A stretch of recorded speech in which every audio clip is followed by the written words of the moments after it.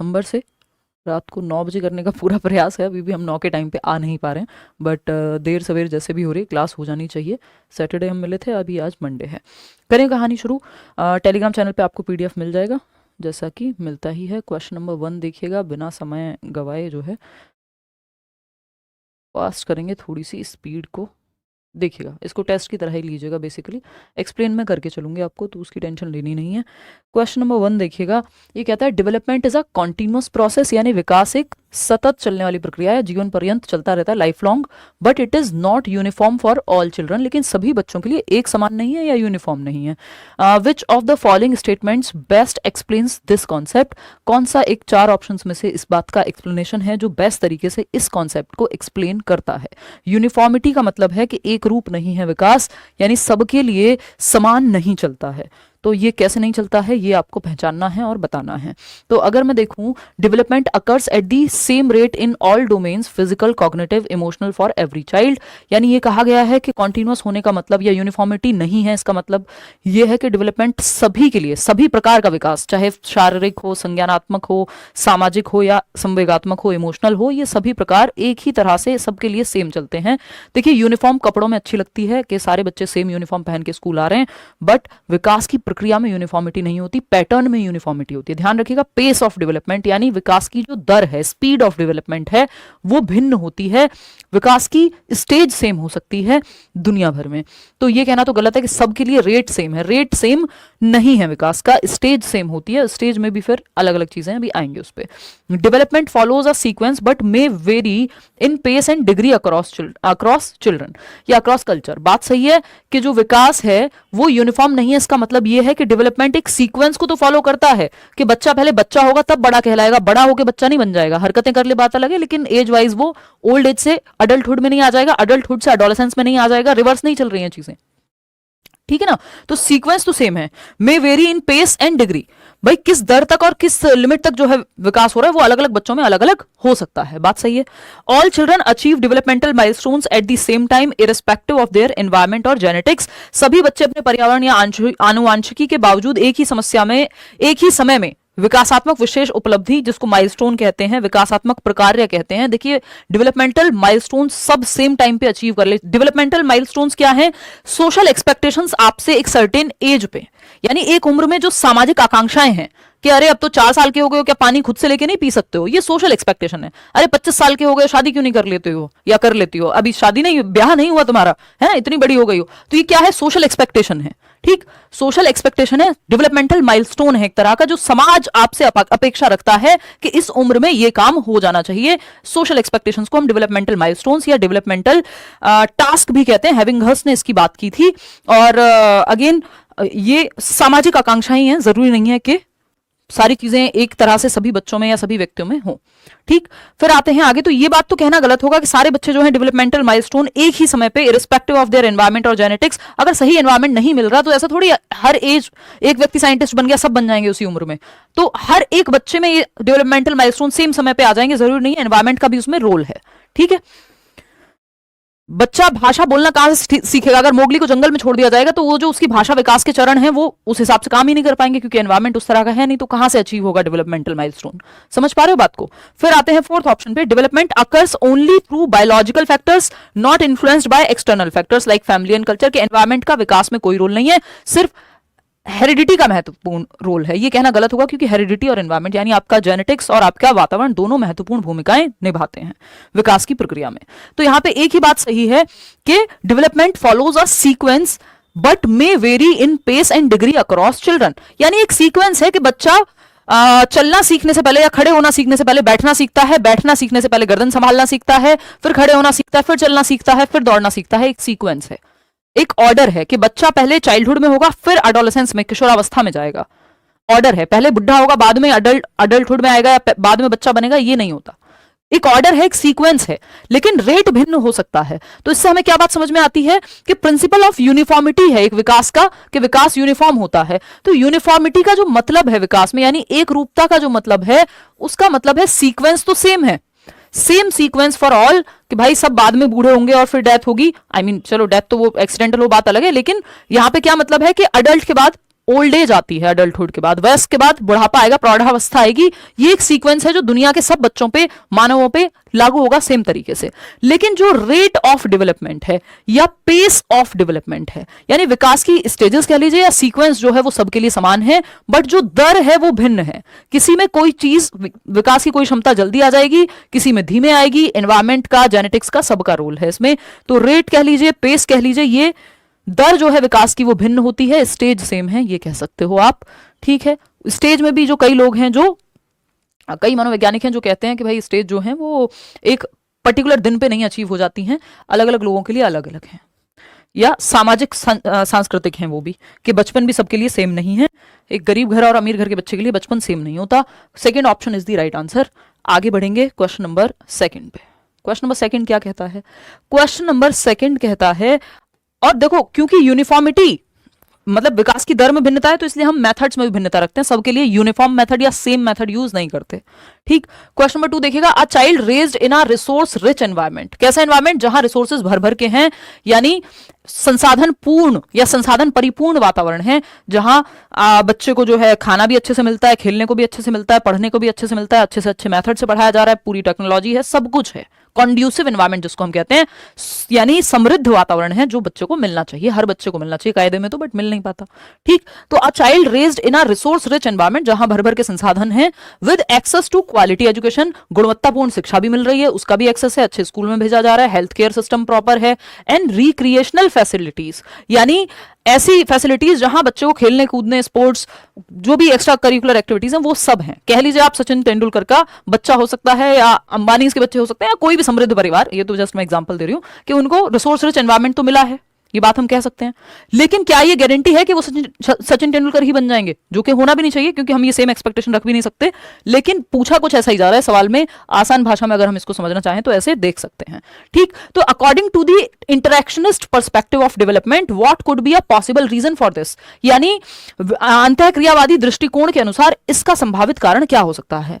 Interactionist क्या कहते हैं? बेसिकली इंटरेक्शनिस्ट कह रहे हैं कि आपकी हेरिडिटी है और एनवायरमेंट है, तो वो जो हेरिडिटी है जब एनवायरमेंट में इंटरेक्ट करती है तो एक सर्टेन वे में जो है विकास होना चाहिए। पहला ऑप्शन है, the child's genetic potential for academic success is limited which the environment can not improve, यानी ये कह रहे हैं कि लिमिटेड है उसका जो जेनेटिक पोटेंशियल है और एनवायरमेंट से इंप्रूव नहीं हो सकता। नहीं, इंटरेक्शनिस्ट एनवायरमेंट को भी महत्व देते हैं। The child lacks motivation due to over dependence on environmental resources, ज्यादा डिपेंड हो गया है, ज्यादा रिसोर्सेज मिलेंगे तो बच्चा बिगड़ जाएगा। ये वो वाली बात है जो आमतौर पर हमारे घरों में चलती है, तो वो वाली चीज यहाँ पे नहीं है कि अगर आप सही रिसोर्सेज दे रहे हो, सही मात्रा में रिसोर्सेज से सारे बच्चे नहीं खराब हो जा रहे हैं, मतलब रिसोर्सेज से खराब नहीं हो रहा बच्चा, वो डिफरेंट रीजन है, वो कहीं भी हो सकता है अगर गलत दिशा में जाना होगा तो। Third option, there is a mismatch between the child's inherited abilities and the provided learning learning environment, बच्चे की आनुवंशिक क्षमताओं में जो उसको जेनेटिक्स से मिली हैं और जो प्रदान किया गया अधिगम का माहौल है उसके बीच में मेल की कमी है, मिसमैच है, यानी जो क्षमताएं उसके पास हैं और जिस तरह का एनवायरनमेंट दिया जा रहा है दोनों मैच नहीं हो पा रहे। ये है कहानी। हाँ, हो सकती है। Environmental factors are more significant than heredity in determining academic success, यानी एनवायरमेंटल फैक्टर्स का ज्यादा सिग्निफिकेंट रोल होता है हेरिडिटी से। ऐसी बात नहीं है, हेरिडिटी को भी महत्व यहां दिया जाता है। बच्चे की आनुवंशिक क्षमताओं और प्रदान किए गए अधिगम के माहौल के बीच कुछ तो डिफरेंस है। बात ये हो रही है कि जो क्षमताएं हैं उसके अकॉर्डिंग चीजें अगर नहीं मिलेंगी तो गड़बड़ होगी। ठीक, और इंटरेक्शनिस्ट में अगर हम देखें तो बेसिकली बच्चे के एक्सपीरियंस को महत्व देते हैं इंटरेक्शनिस्ट लोग, तो चाहे वो पियाजे हों, वाइगॉस्की हों, ब्रॉनफेन ब्रनर हों, जो कह रहे हैं कि जो एनवायरमेंट है, जो एक्सपीरियंस बच्चे को मिल रहा है उसका प्रभाव पड़ेगा। जेनेटिक्स अपनी जगह हैं लेकिन एनवायरमेंट का रोल रहेगा, एक्सपीरियंस का रोल रहेगा। क्वेश्चन नंबर 3 देखिएगा और बताइएगा कि क्या कहना चाहता है एग्जामिनर। क्वेश्चन नंबर 3 है, a teacher observes that a child in her class first learns to, हो सकता है बच्चा बना हो किस चीज के लिए, पॉलिटिक्स में जाने के लिए, या हो सकता है ऐसे किसी और फील्ड में साइंटिस्ट बनने के लिए, और आपने उसको डाल दिया स्पोर्ट्स में कि नहीं तुमको भी क्रिकेटर ही बनना है क्योंकि तुम एक क्रिकेटर के बच्चे हो। ठीक, तो फिर वहां गड़बड़ हो जाएगी। कितना भी रिसोर्सेज एनवायरमेंट है नहीं हो पाएगा क्योंकि पोटेंशियल कहीं और था। A teacher observes that a child in her class first learns to make broad scribbles with a crayon and later progresses to drawing pieces drawing precise shapes like circles and squares, which principle of development does this observation demonstrate. यानी एक शिक्षिका है जो देखती हैं कि उनकी class में एक बच्चा है जो क्रेयॉन से पहले बड़े बड़े रेखा चित्र बनाता है और बाद में वृत्त और वर्ग जैसी सटीक आकृतियां बनाना सीखता है। यानी पहले वो कुछ भी टेढ़ा मेढ़ा एक बड़े, जैसे आप सबके हाथ में या हम सबके हाथ में कभी भी जब क्रेयॉन नहीं होते, वो जो कलर होते हैं मोम वाले एक तरह से, तो वो कुछ भी बच्चा बनाता है टेढ़ा मेढ़ा बड़ी सी आकृति जो उसको समझ में आ जाता है, दीवार पे, हाथों में, कहीं भी, मतलब दीवार पे, पेज पे, जहां मिल जाए उसको। लेकिन बाद में वो प्रिसाइज ट्रायंगल बनाने लग जाएगा, है ना, या फिर प्रिसाइज शेप बनाने लगेगा, बेसिकली सर्कल हो गया। ये कैसे कर पा रहा है बच्चा? क्या है? सामान्यकरण से विशिष्टीकरण की तरफ जा रहा है, किसकी तरफ जा रहा है? फटाफट बताओ। डेवलपमेंट फॉलोज अ सेफेलोकॉर्डल पैटर्न, तो ये तो हेड टू टो जाना चाहिए था सेफेलोकॉर्डल में, तो सिरोध पदोन्मुखी में तो सर से पैर की ओर जाना चाहिए था, कि पहले सर से संभालना सीखेगा, फिर गर्दन संभालना सीखेगा, फिर ये जो टॉर्सो है आपका वो फिर टांगों पे कंट्रोल आएगा, खड़े होना सीखेगा, फिर चलना सीखेगा। तो head to toe, top to down जाएगा विकास। इसकी तो बात नहीं हो रही यहाँ पे, बात तो हो रही है कि पहले वो बड़े बड़े कुछ शेप बनाता है और फिर बाद में स्पेसिफिक बनाना सीख जाता है। Development proceeds from the general to the specific. ये वैसा ही है जैसे पहले जब आपको बचपन में रंग भरने को दिया जाता था तो आपको कहा जाता था पहले यहाँ जो लाइन के पास वाला है इसको भर लेते हैं फिर अंदर भरेंगे, यानी पहले सामान्य क्रियाएं कर रहा है बाद में विशिष्ट। ग्रॉस टू फाइन भी बोल सकते हो आप इसको कुछ हद तक, ठीक। Development is influenced more by heredity than environment, उसकी तो बात ही नहीं हो रही, यहाँ तो एनवायरमेंट की ही बात चल रही है। Development is a discontinuous process, जब प्याजे नहीं लिखा या आपसे पूछा नहीं है कॉन्टिन्यूअस वर्सेस डिसकॉन्टिन्यूअस के बारे में, तब तक अपनी मर्जी से नहीं लगाना इसको, ठीक। तो विकास सामान्य से विशिष्ट की ओर बढ़ता है कि पहले वो सामान्य क्रियाएं कर रहा था, बड़ी बड़ी जनरल शेप्स बना रहा था, है ना, ग्रॉस मोटर या ग्रॉस मोटर है तो इसमें फाइन ही, लेकिन ये जो जनरल टू स्पेसिफिक है इसी के अंदर फिर ग्रॉस टू फाइन भी आ जाता है आपका। लेकिन यहां पे बात हो रही है कि सामान्य क्रियाएं, कुछ भी जो उसके मन में आ रहा था, जहां पेन पड़ जाए, कुछ भी बना रहा था, अब वो स्पेसिफिक विशिष्ट बना रहा है, कॉम्प्लेक्स चीजें, सिंपल टू कॉम्प्लेक्स की तरफ या जनरल टू स्पेसिफिक की तरफ, ठीक। तो ये एक बात हुई, second option is the right answer. Question number 4 देखिएगा और बताइएगा क्या कहना चाहता है क्वेश्चन नंबर 4। क्वेश्चन नंबर 4 कहता है आपका असर्शन है socialization plays a crucial role in shaping a child's personality and behaviour. सामाजिकरण की जो प्रक्रिया है एक बच्चे के व्यक्तित्व और व्यवहार को आकार देने में महत्वपूर्ण भूमिका निभाती है। यानी सामाजिकरण की प्रक्रिया से बच्चे को कैसे बिहेव करना है और उसका जो व्यक्तित्व है वो काफी हद तक प्रभावित होता है। ये बात तो सही है, हम मानते हैं सोशलाइजेशन इंपॉर्टेंट है, ट्रू है ये बात। अब क्या रीजन क्या है इस बात का? Socialisation is the process by which individuals acquire values, यानी मूल्य क्या सही है क्या गलत है, बिलीव्स किस बात में वो विश्वास रखते हैं, and behaviours appropriate to their society, यानी किस समाज में कैसे व्यवहार करना एक्सेप्टेबल होगा, किन चीजों को मान्य माना जाएगा, जो चीजें हैं जो एबनॉर्मल बिहेवियर है क्या नॉर्मल है, क्या कपड़े पहनने हैं, अगर मैयत पे जाना है तो एक तरह के कपड़े और शादी में जाना है तो एक तरह के कपड़े, उल्टा कर देंगे तो थोड़ा सा अजीब हो जाएगा। कैसे पता लगा हमें ये अजीब हो जाएगा? सामाजिकरण से। घर में मेहमान आ रहे हैं तो आप सफाई करने लगते हैं और खुद आप कैसे भी पड़े हों, ये क्या कैसे हमें पता लगा? सोशलाइजेशन से। तो सामाजिकरण वो प्रक्रिया जिसके माध्यम से एक इंडिविजुअल या व्यक्ति जो है ये वैल्यूज एक्वायर करता है, कुछ मूल्य एक्वायर करता है, क्या सही है क्या गलत है, कहाँ पे क्या उसके विश्वास हैं, वो किस चीज में विश्वास रखेगा, किस रिलीजन को फॉलो कर रहा है, व्हाटएवर, ये सब सामाजिकरण से। समाज में कैसे रहते हैं इसका नियम, समाज के कुछ नियम कायदे कानून तौर तरीके हैं, उनको एक्वायर करने की प्रक्रिया सामाजिकरण कहलाती है, उनको सीखने की प्रक्रिया, अडेप्ट करने की प्रक्रिया सामाजिकरण कहलाती है। तो ये बात तो सही है कि पर्सनैलिटी और बिहेवियर फिर आपका जिस समाज में आप रह रहे हैं, अमेरिका में रहते हैं तो आपके लिए सही गलत कुछ और होगा, भारत में रहते हैं तो कुछ और होगा, समाज के रूप में इंडिविजुअल वैल्यूज अलग हो सकती हैं। तो both A and R are true and R is the correct explanation of A. Simple है, एक नंबर का क्वेश्चन आता ही है सामाजिकरण पे। क्वेश्चन नंबर 5 देखिएगा, और सामाजिकरण ऐसा टॉपिक है जो लगभग हर एक पेपर में आता है टीचिंग के, है ना, क्योंकि बच्चों को सोशलाइज तो कर ही रहे हैं ना आप, स्कूल में जब वो आ रहा है 4 बच्चों के साथ खेलेगा, ग्रुप में रहेगा, क्लास में रहना सीख रहा है, तो सामाजिकरण उसका हो रहा है। नेक्स्ट है आपका question number 5, which of the following examples best illustrates the concept of assimilation in Piaget's theory of cognitive development. पियाजे की थियरी में जो संज्ञानात्मक विकास का सिद्धांत है पियाजे का, उसमें आत्मसातीकरण का क्या मतलब है? 4 ऑप्शंस को पढ़ के बताना है, अच्छा सवाल है ना। पहला है a child who learns that dogs bark and applies this knowledge when seeing new dogs, यानी एक बच्चा जो सीखता है कि कुत्ते भौंकते हैं और नए कुत्तों को देखकर इस ज्ञान को लागू करता है कि भैया कुत्ते जो हैं वो बार्क करते हैं, भौंकते हैं, बिल्ली जो है वो म्याऊं करती है, ये बच्चे ने सीखा और इसको अप्लाई किया। जब अगली बार देखा कुत्ते को भौंकते हुए, हाँ ठीक है भौंकेगा ही कुत्ता, ठीक। डांस थोड़ी मतलब बातें थोड़ी करेगा कुत्ता, भौंकेगा, ठीक है। सेकेंड है a child modifies their understanding of vehicles to include bicycles after initially believing that vehicles only include cars and buses. एक बच्चा जो वाहनों के बारे में अपनी समझ को संशोधित करता है यानी मॉडिफाई करता है। अब ये वर्ड मॉडिफाई आ गया और पूरा भी पढ़ेंगे, ऐसा नहीं सिर्फ मॉडिफाई देख करके ही मान लेंगे। कई बार पूरा सेंटेंस ऐसा होता है पेडागोजी में जो क्वेश्चन को घुमा देता है, तो अगर आपने वर्ड से सिर्फ रट्टे लगाए तो उसमें गड़बड़ हो सकती है, ठीक। तो एक बच्चा वाहनों के बारे में अपनी समझ को संशोधित करता है जिसमें साइकिल शामिल है, जबकि उसे शुरू में लगता था कि वाहनों में केवल कार ही होती है क्योंकि उसने कार ही देखी थी। अब उसने नया कुछ मॉडिफाई करके चेंज करके अब उसने देखा कि अच्छा ये भी होता है। तो ये एकोमोडेशन है, जब आपने नया स्कीमा बनाया या फिर पुराने को मॉडिफाई किया, ठीक। तो एकोमोडेशन है, एसिमिलेशन नहीं है। A child struggles to understand the difference between push and pull in physical experiments, यानी बच्चे ने पुश सीखा, पुश मतलब धक्का देना है, पुल मतलब खींचना है दरवाजे को, है ना। अब इन दोनों में वो स्ट्रगल कर रहा है फिजिकल रियलिटी में, जब वो एक्चुअली प्रैक्टिकल रियलिटी में जाता है तो वो स्ट्रगल करता है, तो वो अप्लाई करने में स्ट्रगल कर रहा है। यहाँ एसिमिलेशन एकोमोडेशन की दिक्कत नहीं है। फिर है fourth option, a child builds a completely new mental schema when encountering an unfamiliar object for the first time. एक अपरिचित वस्तु उसके सामने आती है और वो एक नया स्कीमा बनाता है, एकोमोडेशन कहलाएगा ये। या तो नया स्कीमा बनाना या पुराने में मॉडिफिकेशन करना।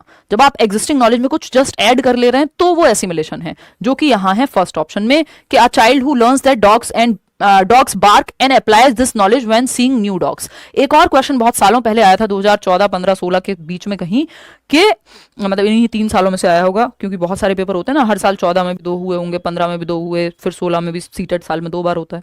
तो अगर हम देखें तो ये जो बात है आपकी कि जैसे उसमें क्वेश्चन आया था, सीता एक बच्ची है जो दाल चावल को मिक्स करके खाना सीख रही है और जब वो खाती है तो ये क्या कहलाएगा? एसिमिलेशन है।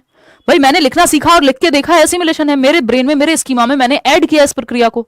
तो जब बच्चे ने सीखा कि जो कुत्ते हैं वो भौंकते हैं और इसको अप्लाई किया, जब अगली बार देखा कुत्ते को भौंकते हुए, हाँ कुत्ते भौंकते हैं, तो जो एसिमिलेटेड था, जो भरा हुआ था दिमाग में, जब वो बाहर उसने दुनिया में देखा एनवायरमेंट में, तो उसने कहा हाँ दोनों बैलेंस में है। उसको पता है कुत्ते भौंकते हैं, कुत्ते को भौंकते हुए देखा, एसिमिलेशन है, यानी आत्मसात किया हुआ है जो चीज, आत्मसातीकरण है। इसको एक चार्ट से भी समझ सकते हो आप, है ना। तो first option is the right answer. कोई कह रहा है डेली क्लास लिया करो, हाँ भाई इस बार मंडे टू फ्राइडे आपकी क्लास होगी, 5 के 5 दिन, पूरी कोशिश है ना। मैं समझ रही हूँ आपकी दर्द जो है आपका, देखिएगा। तो क्वेश्चन नंबर, ये आपका एसिमिलेशन और एकोमोडेशन, इस पूरी प्रक्रिया को हम अडेप्टेशन कहते हैं। एसिमिलेशन और एकोमोडेशन किस में शामिल है?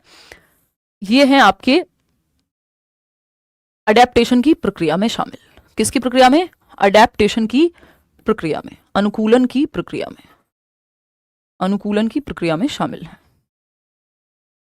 अनुकूलन की प्रक्रिया में शामिल है, ठीक। अडेप्टेशन अगर हम देखें यहाँ, ये अडेप्टेशन प्याजे की थियरी में आता है, ठीक। हाँ, जो एसिमिलेशन का मतलब है किसी चीज में नहीं, जो एग्जिस्टिंग नॉलेज है, मतलब जो आपके पास ऑलरेडी वर्तमान ज्ञान है उसमें जोड़ना। आपने स्कीमा में कुछ ऐड कर लिया आपने जो आपके पास ऑलरेडी था।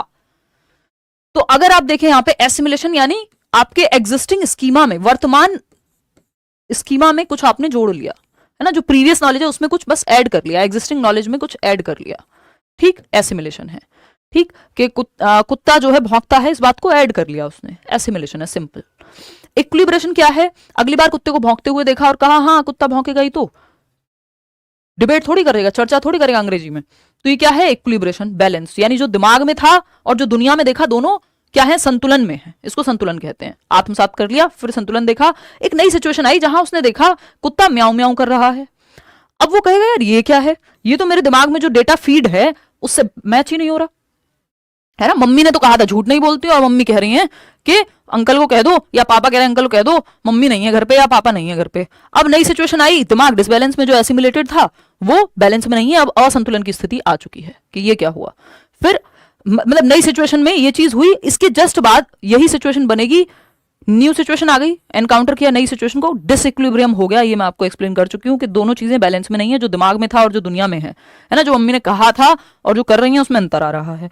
तो ये क्या होगा? असंतुलन की स्थिति आ गई। अब मॉडिफाई करके नया स्कीमा बनाना पड़ेगा कि हाँ भाई बड़े लोग जो हैं सामाजिकरण की प्रक्रिया में ऐसा कई बार कर देते हैं, या तो आपको एक नया स्कीमा ही बनाना पड़ेगा कि मम्मी तो जो है या पापा तो जो है, अब भैया ये जो बात है ऐसा है, उन्होंने कहा था झूठ नहीं बोलते बट बोलते हैं, वट एवर, है ना। तो एकोमोडेशन करना पड़ेगा, यानी अब म्याऊं जब कुत्ते ने किया है तो आपको समझना पड़ेगा भाई ये कुत्ता नहीं था, नई सिचुएशन आई, म्याऊं किया कुत्ते ने और आपके दिमाग में डिसबैलेंस हो गया, अरे ये कुत्ता तो नहीं है, ये तो कुछ और है, वो तो भौं भौं करता है। फिर आपको पता लगता है कि ये तो बिल्ली थी, तो एक नया स्कीमा बनाते हैं और पुराने स्कीमा में या तो मॉडिफिकेशन करते हैं। तो ये पूरी प्रक्रिया चलती रहती है, फिर से कोई नई सिचुएशन आएगी और ये सब चलता रहेगा। ठीक, आगे बढ़ते हैं नेक्स्ट क्वेश्चन पे। क्वेश्चन नंबर है 6। क्वेश्चन नंबर, सारे लेंदी क्वेश्चन होंगे जैसे पेपर में आते हैं। देखिए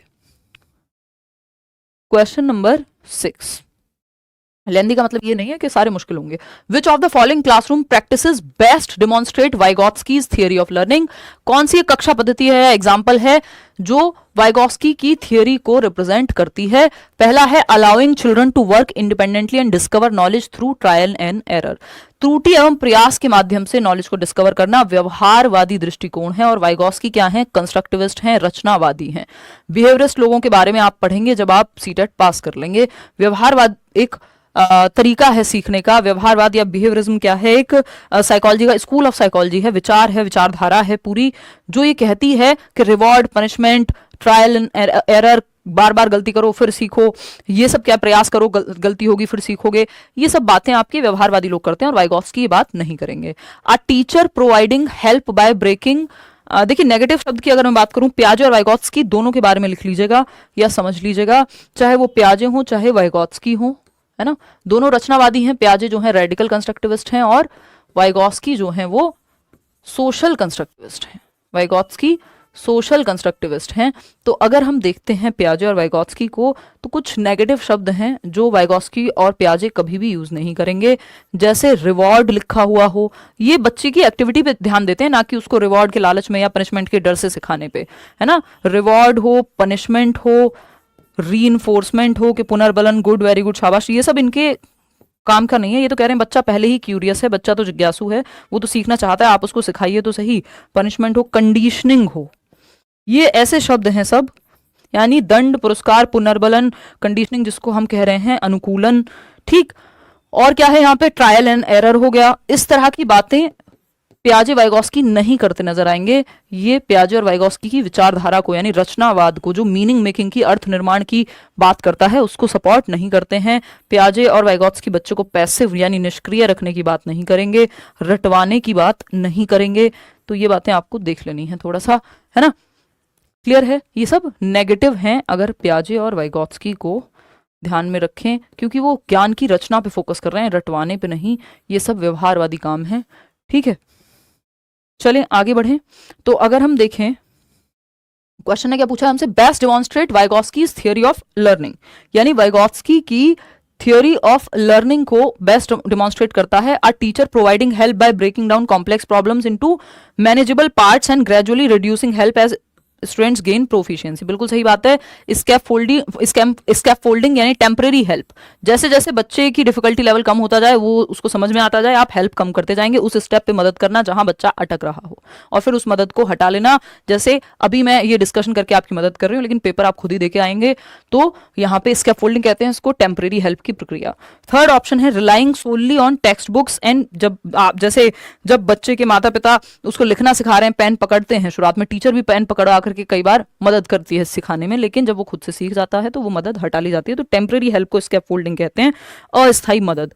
फिर आता है third option relying solely on text books and lectures, सिर्फ लेक्चर पे और मेमोराइजेशन, रट्टाफिकेशन पे तो प्याजे वाइगॉत्स्की बात ही नहीं करेंगे। Expecting students to master difficult task without adult और पीयर सपोर्ट, नहीं। वाइगॉत्स्की तो कह रहे हैं समाज और संस्कृति, इनकी थियरी का नाम ही है सोशियो कल्चरल अप्रोच, समाज और संस्कृति की मदद लेकर के सीखिए, ये बात तो वाइगॉत्स्की कह ही रहे हैं। क्वेश्चन नंबर 7 देखिएगा क्या कहता है। क्वेश्चन नंबर 7 फटाफट से बताएंगे, बहुत अच्छा सवाल है, इसको ध्यान से सॉल्व करना।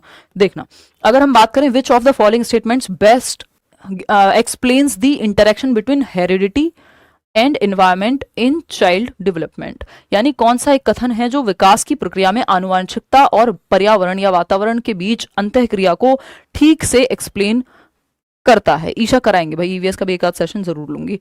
तो heredity completely determines a child's abilities and talents while the environment has no influence। यानी हेरिडिटी और एनवायरमेंट की अगर हम बात कर रहे हैं तो हेरिडिटी ही टोटली डिसाइड करती है बच्चे के विकास को, एनवायरमेंट का कोई रोल नहीं है। तो फिर हम क्यों पढ़ रहे हैं और क्यों पढ़ा रहे हैं? फिर तो दुनिया में सारे काम बंद कर दो, हेरिडिटी अपने आप कर देगी सारी चीजें। तो ये तो कहना गलत हो जाएगा। किसी भी एक साइड नहीं झुकना है पूरी तरह से। कुछ चीजों में हेरिडिटी का ज्यादा रोल है, कुछ चीजों में एनवायरमेंट का ज्यादा रोल है ना। आपकी आंखों के रंग में एनवायरमेंट कुछ नहीं कर पाएगा क्योंकि वो आपको हेरिडिटी से मिला है, उसको आप नहीं बदल पाएंगे, लेंस ही लगाने पड़ेंगे एनवायरमेंट से। तो the environment solely shapes a child's development regardless of their genetic predispositions. यानी जो पर्यावरण है वो पूरी तरह से बच्चे के विकास को आकार देता है, चाहे उनकी आनुवांशिक प्रवृत्ति कुछ भी हो। यानी सिर्फ एनवायरमेंट ही शेप कर रहा है तो भाई ऐसा नहीं है। अगर मान लीजिए किसी को जन्म से ही, अगर स्टीफन हॉकिंग की बात करें, आई थिंक उनको सेरेब्रल पाल्सी था if I am not wrong, तो या कोई भी व्यक्ति जो एक कंडीशन के साथ जन्म लिया है जिसने, जरूरी नहीं है कि वो एनवायरमेंट से ठीक ही हो जाए। सारी बीमारियां ठीक नहीं होती हैं, सारी चीजें ठीक नहीं होती हैं, है ना। आप सर्जरी कराते रहिए, शक्ल एक्चुअल शक्ल थोड़ी बदलेगी, मतलब वो एक्चुअल थोड़ी है फिर। तो हेरिडिटी से जो मिल गया वो आप उसको अपनी मर्जी से नहीं बदल सकते। हेरिडिटी सेट्स दी पोटेंशियल, और वो अगर बदल रहे हैं तो एनवायरमेंट का उसमें रोल हो गया फिर। Heredity sets the potential but the environment determines how that potential is realised. आनुवांशिक क्षमता निर्धारित करती है, लेकिन पर्यावरण जो है यह निर्धारित करता है कि उस क्षमता को कैसे साकार किया जाएगा। मतलब हेरिडिटी एक पोटेंशियल तो सेट कर देती है कि आपके अंदर ये क्षमता है, बट एनवायरमेंट ये सुनिश्चित करेगा कि पोटेंशियल रियलाइज हुआ है कि नहीं है। हो सकता है आप में एक साइंटिस्ट बनने की क्षमता हो, बट आपका जन्म ऐसे एक रिमोट एरिया में और ऐसे मे बी नक्सलाइट एरिया में हो गया हो कि जहां एजुकेशन तो छोड़िए, आपको एनवायरमेंट गन चलाने का ही मिला हो। तो कहां से आपका जो पोटेंशियल था साइंटिस्ट बनने का वो बाहर आ जाएगा? समझ रहे हो? तो हेरिडिटी पोटेंशियल तो देती है, लेकिन आपका आईक्यू बहुत हद तक हेरिडिटी से निर्धारित होता है ना, और भी सारे फैक्टर्स हैं। तो लेकिन जो एनवायरमेंट है वो एनवायरमेंट सुनिश्चित करेगा कि वो पोटेंशियल रियलाइज होगा कि नहीं होगा। पता नहीं कितने लोग जो हैं यहाँ पे बहुत अच्छे सिंगर बन सकते होंगे इस देश में, कितने लोग जो हैं बहुत अच्छे कुछ और मैथमेटिशियन बन सकते होंगे, साइंटिस्ट, डांसर, व्हाटएवर, बहुत कुछ बन सकते होंगे, बट उनको वो एनवायरमेंट कभी मिल ही नहीं पाया जिससे वो पोटेंशियल रियलाइज हो पाए। तो ये बहुत लोगों की कहानी है। क्रिकेटर बन सकते होंगे, है ना, और मुझे लगता है मैं स्पोर्ट्स में अच्छा कर सकती थी, बट उस तरह का एनवायरमेंट था नहीं। ठीक, तो ये एक बात हुई। बोथ हेरिडिटी एंड एनवायरमेंट, मतलब ऐसे तो फिर हम सबको कुछ ना कुछ लगता रहेगा, ये जस्ट एक एग्जांपल के तौर पे, मुझे कोई रिग्रेट नहीं है। फोर्थ ऑप्शन है both heredity and environment are unrelated factors that independently influence development. यानी जो हेरिडिटी और एनवायरमेंट है दोनों ही अनरिलेटेड है। अनरिलेटेड नहीं है भाई, एक दूसरे को प्रभावित करते हैं। ठीक है, तो थर्ड जो ऑप्शन है वो हमें थोड़ा सा सेंसिबल लग रहा है कि आनुवांशिकता क्षमता निर्धारित करती है, लेकिन पर्यावरण यह निर्धारित करता है कि उस क्षमता को कैसे साकार किया जाएगा। यानी heredity sets the limit, potential set कर देती है। मैं अभी एक पिक्चर के थ्रू आपको ये समझाऊंगी, है ना। हेरिडिटी लिमिट सेट कर देती है, हेरिडिटी पोटेंशियल बताती है हमें, लेकिन वो पोटेंशियल रियलाइज कैसे होगा, वो एक्चुअल में बाहर आएगा कि नहीं आएगा, ये एनवायरमेंट डिसाइड करेगा। तो हेरिडिटी सेट्स द लिमिट कि how far we can go. ठीक, लिमिट सेट कर देगी, वहीं एनवायरमेंट जो है ये लिमिट तक पहुंच पाएंगे आप या नहीं पहुंच पाएंगे, कितना दूर जा पाएंगे, ये एनवायरमेंट देखेगा। तो हेरिडिटी डिसाइड करती है कि how far we can go, यानी कितनी दूर हम जा सकते हैं। लोअर लिमिट और upper limit heredity raw material provide कर देती है आपके डेवलपमेंट के लिए। रॉ मटेरियल क्या है? आपको एक बिल्डिंग बनानी है, आपको कंक्रीट चाहिए होगा, ईंट चाहिए होगी, बदरपुर रोड़ी, वॉटएवर जो भी लगता है, सीमेंट, और इस सब का इस्तेमाल कैसे करेंगे, ये एनवायरमेंट है। रॉ मटेरियल दे दिया आपको, अब आप कैसी बिल्डिंग बनाना चाहते हैं, ये एनवायरमेंट है। तो एनवायरमेंट डिसाइड करता है how far we will go, और हेरिडिटी जो है वो निर्धारित करेगी कि संभावना कितनी है। अगर आईक्यू बिल्कुल 25 है तो आप बच्चे को साइंटिस्ट नहीं बना पाएंगे, ये हेरिडिटी ने निर्धारित कर दिया है ना। चलिए, खैर एक पिक्चर के थ्रू इसको समझेंगे तो ज्यादा बेहतर समझ में आएगा। देखिएगा, समझते हैं। ये पिक्चर है जो क्या कहना चाहती है, देखिए। ये कह रही है, यहाँ पे दो पिक्चर हैं, एक पेड़ के कॉन्टेक्स्ट में है, ट्रीज के, और दूसरी है ह्यूमंस के कॉन्टेक्स्ट में। ठीक, संदर्भ में जिसको हम कह रहे हैं कि मान लीजिए आपके इस पेड़ के अंदर जो जेनेटिक क्षमता है, जब आपने एक पौधा लगाया कि इसकी जड़ें जो है बहुत ही जमीन में जाएंगी और ये इसके अंदर फल फूल पौधा सब कुछ निकल के आएगा, इससे मतलब फल उगेंगे इस पेड़ पे, ये छाया प्रदान करेगा। ये पोटेंशियल है, जेनेटिकली मिला है, मुझे और आपको नहीं, पेड़ को मिला है। अभी उसके जेनेटिक्स की बात हो रही है, उसके डीएनए, उसकी हेरिडिटी की बात हो रही है, आनुवंशिकता से मिला है पेड़ को। अब अगर इसको सही एनवायरमेंट नहीं मिलेगा, सही टाइम पे धूप नहीं मिलेगी, पानी नहीं मिलेगा, आपके घर में पौधे लगे होंगे, मान लीजिए उन पौधों को अगर आप पानी नहीं दे रहे, पोटेंशियल है कि वो बहुत अच्छे से फल फूल सकते हैं, ये उनको जेनेटिकली मिला है, लेकिन वो रॉ मटीरियल जो मिला है वो एनवायरमेंट ही जब तक नहीं मिलेगा तब तक बात बनेगी नहीं। अगर सूरज, पानी, हवा, जल ये सब नहीं मिला, पौधा खत्म। तो वही बात है यहाँ पे कि जो एनवायरमेंट है वो पोटेंशियल जो आपको मिल गया है कि आप एक 6 फीट के व्यक्ति बन सकते थे, बट न्यूट्रिशन ही नहीं मिला, माल न्यूट्रिशन हो गया, मान लीजिए कुपोषण के शिकार हो गए आप, तो वो पोटेंशियल गया पानी में। ठीक, तो हेरिडिटी और एनवायरमेंट दोनों महत्वपूर्ण हो जाते हैं। जैसे बच्चे के केस में अगर हम बात करें, ये सेब देख के मेरे दिमाग में यही आया कि न्यूटन उस दिन बैठे थे और सेब होता ही नहीं गिरने के लिए, तो कैसे होता है? तो फिर कहां से जो है वो लॉज आते हैं? ये तो मैं मजाक की बात कर रही हूँ। खैर, तो बेसिकली एनवायरमेंट जो है वो महत्वपूर्ण है। अगर एनवायरमेंट आपको मिला ही नहीं जहां आप फल फूल सकते हैं, एजुकेशन का कभी मौका ही नहीं मिला, तो कहां से आप कई सारी चीजें हैं जो नहीं कर पाएंगे। तो दोनों ही महत्वपूर्ण है। डेवलपमेंट जो है प्रोडक्ट है यानी परिणाम है हेरिडिटी और एनवायरमेंट का। कुछ क्षेत्र में हेरिडिटी ज्यादा महत्वपूर्ण हो जाती है, कुछ एस्पेक्ट में एनवायरमेंट ज्यादा महत्वपूर्ण हो जाता है ना। ऐसा कुछ फिक्स नहीं कि 50% हेरिडिटी और 50% environment. Development is the product of heredity and environment, ऐसा वुडवर्थ साहब कहते हैं। बात सही है या नहीं है? चलिए आगे बढ़ते हैं नेक्स्ट क्वेश्चन पे। इतनी बात क्लियर है? बहुत सारे डाउट आपके हेरिडिटी और एनवायरमेंट को लेकर के क्लियर हुए होंगे। जैसे कुछ क्षेत्र में हेरिडिटी ज्यादा महत्वपूर्ण हो जाती है, जैसे आपका जो आईक्यू है, इंटेलिजेंस का स्तर है, वो बहुत हद तक हेरिडिटी से प्रभावित होता है। ऑफ कोर्स एनवायरमेंट का फिर उसमें रोल है। एक दूसरा आर्ग्यूमेंट ये भी है कि आईक्यू एवरेज ही है सबका, अगर देखा जाए 60% से ज्यादा लोगों का। और फिर अगर हम बात करें और आईक्यू पे भी पॉजिटिव प्रभाव पड़ते हैं, आपके सोशियो इकोनॉमिक स्टेटस कैसा है, ये सब भी रिसर्च कहती है। खैर वो एक अलग अंतहीन डिबेट है। ठीक, चलिएगा। खैर, और या आपकी आंखों का रंग, आपका बॉडी स्ट्रक्चर, आपका टेम्परामेंट, स्वभाव, ये तक हेरिडिटी ज्यादा निर्धारित करती है। और वहीं आपका न्यूट्रिशन, आपको पोषण कैसा मिलेगा, एजुकेशन, ट्रेनिंग, ये सब कैसा मिलेगा, ये एनवायरमेंट निर्धारित करता है। ठीक, और दोनों मिलकर के क्या बन जाएंगे, ये इसको आप कह लीजिए नेचर निर्धारित करता है। ठीक, चलिए फटाफट से प्रकृति वर्सेस पोषण विवाद कहते हैं इसको, कि कुछ लोग कहते हैं नेचर इंपॉर्टेंट है यानी हेरिडिटी, जिसको बदला नहीं जा सकता, जो फिक्स्ड है, स्टैटिक है। और कुछ लोग कहते हैं एनवायरमेंट यानी वातावरण महत्वपूर्ण है, जो डायनेमिक है, परिवर्तनशील है, चेंजेबल है, मॉडिफिएबल है।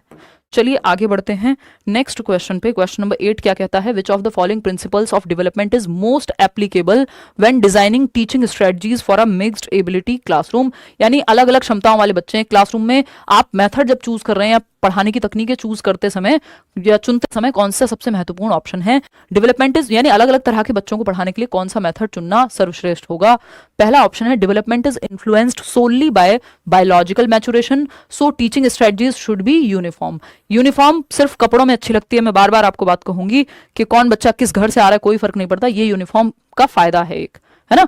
अमीर है, गरीब है, किस जाति संप्रदाय कहां से आ रहा है, कुछ फर्क नहीं पड़ रहा, यूनिफॉर्म सबके लिए सेम होती है। स्कूल में व्हाइट शर्ट है तो व्हाइट शर्ट, ब्लू स्कर्ट है तो ब्लू स्कर्ट, या ब्लू पैंट है तो ब्लू पैंट, सबके लिए है वो यूनिफॉर्म। वहां पे अच्छी है, लेकिन यूनिफॉर्म मेथड में, पढ़ाने के तरीकों में यूनिफॉर्मिटी नहीं होनी चाहिए, क्योंकि हर बच्चा अलग है, तो डिफरेंट मेथड्स का इस्तेमाल करिए। तो ये तो हो गया गलत। और सिर्फ हेरिडिटी निर्धारित करती है। Development is influenced by solely by biological maturation, सिर्फ बायोलॉजिकल मैचुरेशन या हेरिडिटी से नहीं, एनवायरमेंट का भी अच्छा रोल है विकास में, ये कहना गलत होगा। अभी हमने बात की थी हेरिडिटी पोटेंशियल प्रोवाइड कर रही है, वो बाहर निकल के आएगा नहीं आएगा, एनवायरमेंट का रोल है उसमें। Development is predictable, so teaching methods should focus only on fixed milestones. तो प्रिडिक्टेबल है इसलिए सिर्फ फिक्स्ड माइलस्टोन पे ही फोकस किया जाना चाहिए, पूर्वानुमान लगा सकते हैं, जो माइलस्टोन बनाए हैं उन्हीं पे फोकस करें। पूरी तरह से प्रिडिक्टेबल नहीं होता, कुछ हद तक प्रिडिक्ट कर सकते हैं हम।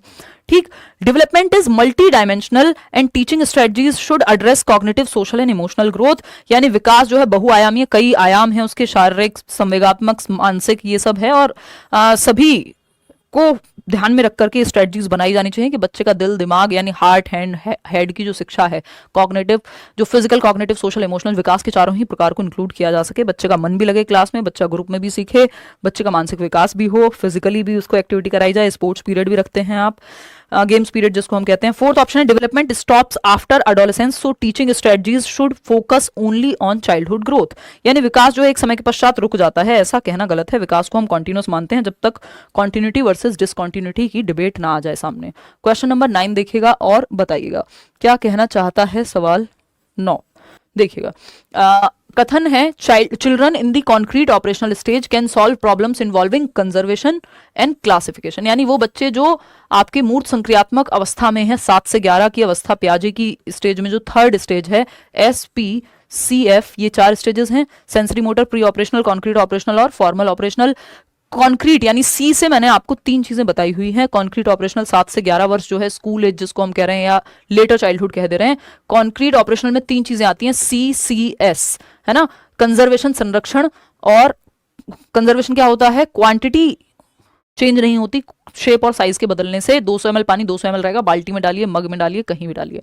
ठीक, तो ये है आपका कंजर्वेशन संरक्षण के गुण कि वॉल्यूम सेम रहता है, शेप और साइज बदलने से वॉल्यूम नहीं बदलता, यानी मात्रा नहीं बदलती। फिर है क्लासिफिकेशन, बच्चा अलग अलग गुण के आधार पे अगर ये ट्राइंगल है, ये सर्कल है, बांट पाएगा। और सीरिएशन है घटते बढ़ते क्रम में लगाने की क्षमता, जो अपवर्ती और अनुवर्ती पढ़ते थे हम, असेंडिंग डिसेंडिंग ऑर्डर, ये तीनों क्षमताएं आ जाती हैं। तो यहाँ पे क्या बात हो रही है कि कंजर्वेशन आ जाएगा, क्लासिफिकेशन आ जाएगा, बिल्कुल ट्रू बात है, सत्य है। रीजन क्या है? The concrete operational stages characterised by the development of abstract thinking, अमूर्त चिंतन पे बेस्ड है ये, और हाइपोथेटिकल रीजनिंग पे बेस्ड है। कॉन्क्रीट ऑपरेशनल मूर्त संक्रियात्मक अवस्था, ये कहना एकदम गलत बात है ना? क्यों? क्योंकि ये हाइपोथेटिकल डिडक्टिव रीजनिंग और अमूर्त चिंतन, यहाँ पे कॉन्क्रीट जिन चीजों को टच और फील कर सकते हैं, इस पेन के प्रति लॉजिक आ जाएगा कॉन्क्रीट ऑपरेशनल में, बट एब्स्ट्रैक्ट अमूर्त चीजें जो सामने नहीं है ना, जैसे प्रेम क्या है, कैसे छू के बताओगे? नहीं। तो एब्स्ट्रैक्ट थिंकिंग या हाइपोथेटिकल रीजनिंग नेक्स्ट स्टेज में आती है फॉर्मल ऑपरेशनल में। ये दोनों उसके गुण हैं, ना कि इसके। तो ए तो सही है, आर गलत है। Third option is the right answer over here. आगे बढ़ेंगे, क्वेश्चन नंबर 10 देखिएगा। 1/3 काम आपका इस क्वेश्चन पे खत्म होता है, थोड़े लेंदी क्वेश्चंस आने शुरू हो जाएंगे। ये क्या कहता है? According to Vygotsky, how do cultural tools यानी सांस्कृतिक यंत्र, for example language, symbols, technology, influence a child's cognitive development. Vygotsky के अनुसार सांस्कृतिक उपकरण, भाई वाइगॉस्की कह रहे हैं ना, सोसाइटी, कल्चर और लैंग्वेज, SCL, ये तीनों बहुत महत्वपूर्ण है बच्चे के संज्ञानात्मक विकास के लिए, यानी उसके दिमाग के विकास के लिए। तो जब हम बात कर रहे हैं कि सांस्कृतिक टूल क्या होंगे, संस्कृति में क्या क्या है, आपके कुछ सिंबल्स हैं, भाषा है, टेक्नोलॉजी है, तीज त्योहार सब हैं, है ना, फेस्टिवल्स जिनको हम कह रहे हैं। तो ये कैसे महत्वपूर्ण रोल प्ले करते हैं, ये पूछा है हमसे। Cultural tools have no significant impact, भाई हमें पता है SCL, सोसाइटी, कल्चर और लैंग्वेज, ये तीनों बहुत महत्वपूर्ण भूमिका निभाते हैं बच्चे के दिमाग के विकास में, ये वाइगॉस्की कह रहे हैं। तो ये कहना तो गलत होगा कि सिग्निफिकेंट नहीं है। Cultural tools act as aids that extend a child's cognitive development या cognitive abilities, allowing them to solve more complex problems and engage in higher order thinking. सांस्कृतिक उपकरण जो है, ये भाषा हो, प्रतीक हो, प्रौद्योगिकी हो, टेक्नोलॉजी, और टेक्नोलॉजी के माध्यम से तो सीख रहे हैं आप कहीं ना कहीं देखा जाए तो, और मैं भाषा का भी इस्तेमाल कर रही हूं, तो ये सब टूल्स हो गए, है ना। अलग अलग संस्कृति में अलग अलग भाषाएं होंगी, जिससे उन्हें अधिक जटिल समस्याओं को हल करने में उच्च क्रम का चिंतन डेवलप होगा, हायर ऑर्डर थिंकिंग आपकी विकसित होगी। जब आप पढ़ रहे हैं, किसी से कोई बात सुन रहे हैं, है ना, इन सब का सिंबल्स का यूज कर रहे हैं, तो संज्ञानात्मक विकास होगा, बात तो सही है। फिर भी थर्ड ऑप्शन देख लेते हैं। Cultural tools limit cognitive development by focusing children's attention on memorising facts. रटने की बात वाइगॉस्की कभी नहीं करेंगे। Cultural tools are only useful after a child reaches the formal operational stage. Formal operational stage की बात तो वाइगॉस्की ने की नहीं है, ये पियाजे को इन्होंने जबरदस्ती यहाँ पे खींच करके एक ऑप्शन बना दिया, जो कि गलत है। तो सेकंड ऑप्शन ही सही है, बाकी सारे ही गलत हैं, या सेकंड ऑप्शन इसीलिए सही है क्योंकि बाकी सारे गलत हैं, कुछ भी कह सकते हो। क्वेश्चन नंबर 11 देखिएगा, हालांकि हो सकता था वो भी गलत, और फटाफट से जवाब दीजिएगा क्वेश्चन नंबर 11 देख करके।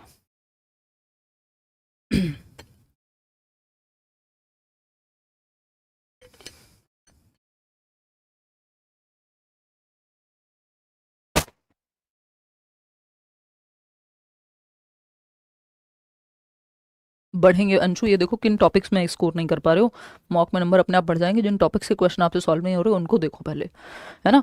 असर्शन क्या है, कथन क्या है? The concept of gender as a social construct means that gender roles can change over time and vary across different cultures. बात तो सही है, जेंडर पे क्वेश्चन आता ही है। सामाजिक संरचना के रूप में लिंग की या जेंडर की अवधारणा का अर्थ है कि लैंगिक भूमिकाएं समय के साथ बदल सकती हैं और विभिन्न संस्कृतियों में भिन्न हो सकती हैं।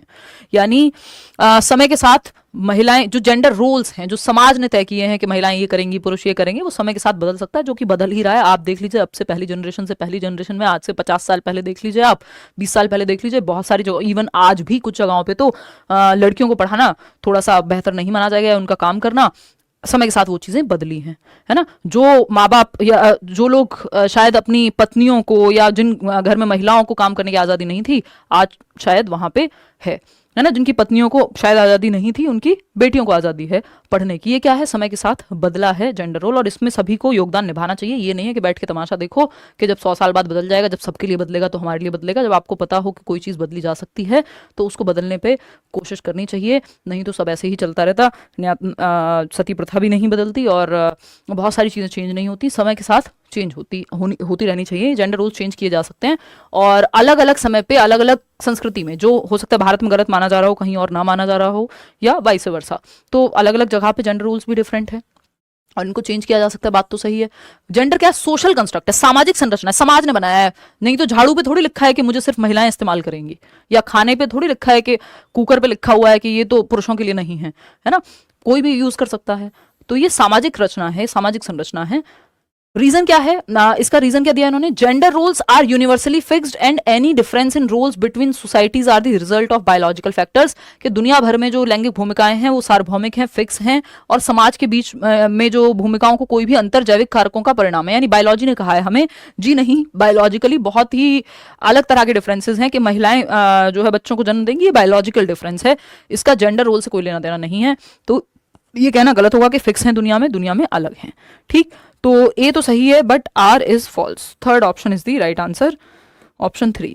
आगे बढ़ेंगे नेक्स्ट क्वेश्चन पे। अच्छा, यहाँ पे एक और चीज का ध्यान रखेंगे, एक नंबर में सवाल आता है कि जो सेक्स है वो बायोलॉजिकल कंस्ट्रक्ट है। इंग्लिश की तरफ आपको देखना पड़ेगा, हिंदी में कई बार ये लिंग ही लिख देते हैं दोनों को। जैविक संरचना है कि महिलाओं और पुरुषों में बायोलॉजिकली जो डिफरेंसेस हैं, है ना, कि महिलाओं को मेंस्ट्रुएशन साइकिल एक्सपीरियंस करनी होती है और पुरुषों को नहीं करनी होती है। महिलाएं बच्चों को जन्म दे सकती हैं, पुरुष नहीं दे सकते हैं। ये क्या है? ये जैविक डिफरेंसेस हैं, ये बायोलॉजिकल एस्पेक्ट हैं। लेकिन जेंडर क्या है? जो समाज ने काम को जोड़ दिया इन सब चीजों से जबरदस्ती। क्या है? ये सोशल कंस्ट्रक्ट है, सामाजिक संरचना है, ना कि बायोलॉजिकल। तो GS से याद रख सकते हो, जनरल स्टडीज वाला, कि जेंडर सोशल कंस्ट्रक्ट है, और इसके अलावा जो बच जाए SB, सेक्स बायोलॉजिकल कंस्ट्रक्ट है। एक नंबर का क्वेश्चन है, बहुत बार डिफरेंट तरीके से पूछा जा चुका है। ठीक है ना। मेरी गर्लफ्रेंड 3.0 पास कर चुकी है, ब्रेकअप कर लिया, अब क्या करें? ईता साहेब, अब आप भी 4.0 जो है पास कर लीजिए BPSC का, और फिर इंतकाम मत लीजिए, चुपचाप से कोई और ढूंढिए, व्यक्ति मिल जाएंगे जीवन में, लोग आते जाते रहते हैं। आप दूसरी गारंटी कब तक लेंगे? हैं उनके जो भी डिसीजंस हैं वो उनके हैं, आप इसमें कुछ भी नहीं कर सकते हैं। ठीक है ना। और अच्छी बात है, जिसे जाना था वो उसको जाना ही था, आपको समय से पता लग गया, है ना। अब आप अपने जीवन पे फोकस कीजिए। बहुत सारे लोग हैं, 8 बिलियन की आबादी है, एक व्यक्ति आपको मिल ही जाएगा, आज नहीं तो कल, और नहीं भी मिलेगा तो आप अकेले आए थे, अकेले ही जाना है। ये ज्ञान के साथ मैं अपनी बात को समाप्त करूंगी। आ जाओ इधर समझते हैं। क्वेश्चन नंबर 11 देखिए, और इसका मतलब ये बिल्कुल भी नहीं है, इसको जेंडर से मत जोड़िएगा कि लड़की थी और नौकरी लग गई तो चली गई, लड़का होता तो नहीं जाता। दोनों तरह के लोग दुनिया में खूब एग्जिस्ट करते हैं, और हमारी सामाजिक संरचना इस तरह की है कि ये चीज़ ज़्यादा प्रमोट हो जाती है। चलिए खैर आगे बढ़ते हैं, बहुत लंबी कथा हो जाएगी, संडे वार्ता में किसी दिन वाचन करेंगे। आ जाओ। अजर्शन क्या है? अजर्शन है, कितने खुश हो जाते हैं आप लोग इस तरह की बातों में, मैं देख रही हूँ कितनी खुशी, अभी तक रो रो के क्वेश्चन सॉल्व कर रहे थे। असर्शन है, the concept of gender as a social construct means that gender roles can change over time and vary across different cultures. यानी सामाजिक संरचना के रूप में लिंग की अवधारणा का अर्थ है कि लैंगिक भूमिकाएं समय के साथ बदल सकती है। ये तो हम कर चुके ना, ठीक है, ये सेम क्वेश्चन नहीं है, कर चुके हैं हम। कहाँ थे आप? देख भी लिया करो यार। तो gender roles are universally fixed, ये कहना गलत होगा, तो ए तो सही था इसमें, बट आर गलत था। हमारी टीम भी सो जाती है बातों में, और हम भी। देखिए क्वेश्चन नंबर 12 देखिएगा और समझते हैं कहानी क्या है। क्वेश्चन नंबर 12 कहता है, what is the significance of assistive technology in inclusive classroom. Inclusive यानी समावेशी शिक्षा, जहां हर तरह का बच्चा पढ़ता है, चाहे किसी को कोई डिसेबिलिटी हो, चाहे कोई गिफ्टेड हो, चाहे वो नॉर्मल एवरेज बच्चा हो, हर एक बच्चा, एजुकेशन फॉर ऑल। इसमें असिस्टिव टेक्नोलॉजी का क्या रोल है? असिस्टिव टेक्नोलॉजी का, जैसा कि आप नाम से समझ रहे हैं, असिस्ट करती हो, जो हेल्प करती हो बच्चे को किसी एक काम में। मतलब क्या हुआ? बच्चे को सुनने में दिक्कत है, एक मशीन दे दी आपने जिससे वो सुन सकता है। बच्चे को पढ़ने में दिक्कत है, जो देख नहीं सकता, उसको आपने ब्रेल लिपि की किताबें दे दी तो वो टच एंड फील करके पढ़ लेगा। ये टेक्टाइल मटेरियल दे दिया। ये सब असिस्टिव टेक्नोलॉजी का ही उदाहरण है। ठीक, यानी ऐसी टेक्नोलॉजी जो असिस्ट कर रही है बच्चे को, जो काम वो खुद से नहीं कर पा रहा है उसको मदद करने में, और जनरली इंक्लूसिव एजुकेशन में स्पेशल बच्चों के लिए यूज की जाती है। समझते हैं कहानी क्या है। It is only necessary for students with severe disabilities and should not be used in general classroom. यानी यह केवल गंभीर दिव्यांगता वाले बच्चों के लिए होती है, ऐसा नहीं है, और सामान्य क्लासरूम में यूज कर सकते हैं। इंक्लूसिव क्लासरूम में हर तरह का बच्चा होगा। It provides tools that help students with disabilities access the curriculum and engage more fully in classroom activities. बिल्कुल सही बात है कि ये ऐसे यंत्र बच्चों को देगा, दिव्यांग छात्रों को पाठ्यचर्या तक में सीखने के अवसर प्रदान करेगा। कि एक बच्चा है जो मान लीजिए सुन के सीख सकता है, देख नहीं सकता, तो उसको आप एक इस तरह का मटेरियल, या जैसे मैंने वो फोन वाला एग्जांपल दिया था कि फोन बजता है और वो बच्चा जो देख नहीं सकता, तो अब फोन में एक ऑप्शन है असिस्टिव टेक्नोलॉजी का कि वो बोल करके नाम बता देगा कि किसका फोन है, तो ये भी असिस्टिव टेक्नोलॉजी ही है। It replaces the need for teachers to provide direct instruction. Direct instruction की जरूरत नहीं है, अब बच्चे टेक्नोलॉजी पर रिलाई कर सकते हैं, टीचर की जरूरत नहीं है, गलत बात है। It is primarily used to give students extra time for assignments rather than modifying content और instruction। बस एक्स्ट्रा टाइम मिल जाए ये भी कहना गलत है, हेल्प के लिए होता है उनको इंस्ट्रक्शन में। तो सेकंड ऑप्शन एकमात्र सही उत्तर है। कोहलबर्ग पे आते हैं, एक क्वेश्चन कोहलबर्ग का आता ही है। क्वेश्चन नंबर 13 देखिएगा और बताइएगा। In Kohlberg's theory of moral development which stages described by individuals making moral decisions based on abstract principles, अमूर्त सिद्धांतों पे जो सामने है ही नहीं, such as justice, rights, equality rather than societal laws, जो सामाजिक नियम चले आ रहे हैं उनकी बजाय अपने अमूर्त सिद्धांतों पे जिनको छुआ तो जा नहीं सकता, जो आइडियाज में है, जैसे जस्टिस न्याय पे, इक्वालिटी पे कि भाई इक्वालिटी होनी चाहिए महिलाओं और पुरुषों के अधिकारों में या और इंसानों में, 70 तरह की बात हो सकती है, इक्वालिटी भी अलग अलग बेसिस पे हो सकती है, राइट्स सबके अपने अधिकार होने चाहिए, इस बेसिस पे डिसीजन लेता है, अमूर्त प्रिंसिपल्स के बेसिस पे, ना कि जस्ट जो चला आ रहा है उसके बेसिस पे। तो ये तो ओबीडियंस एंड पनिशमेंट तो मतलब ही नहीं है, खुद से व्यक्ति डिसीजन ले पाएगा या तो थर्ड या फोर्थ, यानी फिफ्थ और सिक्स्थ स्टेज है ये। Social contract and individual rights, इसमें भी अमूर्त प्रिंसिपल नहीं है। यहाँ पे जो चर्चा है वो ये है कि समाज में अगर जरूरत पड़े तो नियमों को बदला जा सकता है यदि बहुत सारे वर्ग को जरूरत हो, लेकिन इंडिविजुअल के राइट हैं। लेकिन बात हो रही है कि वो abstract principle such as justice, rights, equality, यानी एक व्यक्ति पूरे समाज के खिलाफ भी खड़ा हो सकता है या उसको जो लगता है सही वो उसके हिसाब से काम करेगा, अपने सिद्धांतों के हिसाब से जो अमूर्त होते हैं। सिद्धांत देखे थोड़ी जा सकते हैं, लोग अपने सिद्धांतों के लिए जीवन का त्याग कर देते हैं। तो ये यूनिवर्सल एथिकल प्रिंसिपल है, हाईएस्ट स्टेज है, हर कोई यहाँ तक पहुंच भी नहीं पाता। और इस स्टेज पे पहुंचने मतलब ये नहीं जीवन का त्याग कर दो, अपनी बात पर रहने वाली बात है कि अपने सिद्धांतों के अनुसार जीवन जीना। क्वेश्चन, या आपको जो गलत लग रहा है उसके लिए खड़े रहना। क्वेश्चन नंबर 14 देखिएगा, ये कहता है in a child centred educational approach the teacher's role shifts from being the sole source of knowledge to a facilitator who guides students to their learning. This approach emphasizes the importance of the child's active participation, interests and learning pace. It encourages children to take responsibility for their learning, promotes critical thinking and fosters creativity through hands-on activities and exploration. Which of the following best describes the main goal of child-centered education in a classroom setting? यानी कि बाल केंद्रित शिक्षा में एक दृष्टिकोण है कि ज्ञान एकमात्र स्रोत से बदलकर, यानी टीचर कोई सब कुछ नहीं, सर्वे सर्वा नहीं है, क्या है, सुविधा दाता है जो माहौल क्रिएट करेगा और बच्चे को सक्रिय भागीदार बनाएगा, एक्टिव लर्नर बनाएगा, बेसिकली बच्चे को एक्टिव रखेगा। चाइल्ड सेंटर्ड यानी बच्चा सेंटर में, उसकी नीड, उसके इंटरेस्ट, उसका एप्टीट्यूड, उसका एटीट्यूड सेंटर में है। तो रटवा दीजिए बच्चों को नहीं। क्रिटिकल थिंकिंग के लिए ऑन टीचर लेड लेक्चर्स नहीं, भाई बच्चे और टीचर दोनों एक्टिव होते हैं चाइल्ड सेंटर्ड में। To empower children to learn actively by engaging them in activities that match their developmental needs, बच्चे की विकासात्मक आवश्यकताओं को ध्यान में रखते हुए जहां उनको सक्रिय रूप से सिखाया जाएगा, जहां बच्चा सबसे ज्यादा एक्टिव है, वो ऑप्शन सही है। फोर्थ ऑप्शन है to focus on standardised assessments to ensure, standardised assessment नहीं चाहिए कि सबके लिए एक जैसा, यूनिफॉर्म अगेन कपड़ों में अच्छी है, ना तो आकलन में, ना तो मेथड में, ना तो असेसमेंट में, ना ही आपके मेथड्स में। वहां डिफरेंट मेथड्स होने चाहिए, मल्टीपल मेथड्स होने चाहिए, ना कि डिफरेंशिएटेड इंस्ट्रक्शन होना चाहिए, ना कि सिर्फ स्टैंडर्ड इंस्ट्रक्शन। क्वेश्चन नंबर 15 देखिएगा और बताइएगा। डिस्लेक्सिया पे सवाल है, फटाफट से जवाब देंगे आप लोग, फिर हम आगे बढ़ेंगे। क्या कहता है डिस्लेक्सिया? ये कहता है जो कथन है, children with learning disabilities such as dyslexia often face challenges in reading, writing and spelling, but in their intellectual abilities may be normal और above average. Early diagnosis and intervention can significantly improve their learning outcomes. यानी dyslexic जो बच्चे हैं जिनको dyslexia है, उनको अधिगम की अक्षमता वाले बच्चे अक्सर पढ़ने में, यानी डिस्लेक्सिया तारे जमीन पर याद कर लीजिए ईशान अवस्थी का जो केस है, तो पढ़ने में दिक्कत होती थी, उसको खड़ा किया जाता था बच्चे को पढ़ने के लिए, तो वो बहुत एंग्शियस महसूस करता था। तो बी को डी पढ़ सकते हैं, है ना, पढ़ने के अराउंड एंग्जाइटी होती है, पढ़ नहीं पाते हैं। लिखने और वर्तनी की चुनौतियों में भी सामने आएगा, भाई जब पढ़ नहीं पा रहे हैं ठीक से, लिख कहां से पाएंगे, स्पेलिंग कहां से करेक्ट होगी, तो इन सब में होती है दिक्कत। बट इनका आईक्यू ऐसा नहीं कि कम होगा, बच्चों का एवरेज या अबव एवरेज आईक्यू भी हो सकता है डिस्लेक्सिया होने के बावजूद। डिस्लेक्सिया का मतलब ये नहीं है बुद्धि की कमी है, आपको मेथड डिफरेंट, ये न्यूरो डेवलपमेंटल डिसऑर्डर है, उसका दिमाग प्रोसेसिंग अलग से करता है, अलग तरह से करता है चीजों की, तो वो ब्रेन में लेटर्स अलग तरह से जा रहे हैं, लेकिन इसका मतलब ये नहीं कि वो उसका IQ कम है। रीजन क्या है? A child with learning disability requires special accommodation such as modified teaching methods, extra time for task and the use of visual aids to help them overcome the difficulties in learning to read and write. यानी इन बच्चों के लिए आपको changes लाने की जरूरत है अपने सिस्टम में, जिसमें आपको मेथड्स में चेंज लाओ, एक्स्ट्रा टाइम दे सकते हो, विजुअल एड्स, प्रिंटेड मटेरियल कुछ और इस तरह का दे सकते हो। बिल्कुल सही बात है। तो both A and R are true and R is the correct explanation.